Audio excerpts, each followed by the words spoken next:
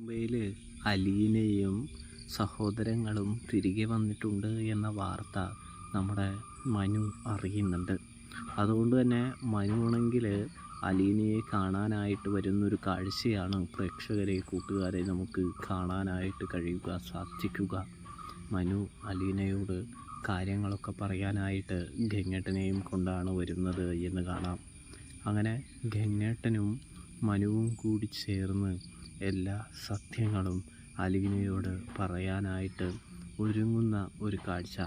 അതായത്, മോളെ, നിൻ്റെ യഥാർത്ഥ അച്ഛനെ തേടിയാണ് ബാലചന്ദ്രൻ പോയിരിക്കുന്നത് എന്ന് പറയുന്നൊരു കാഴ്ച.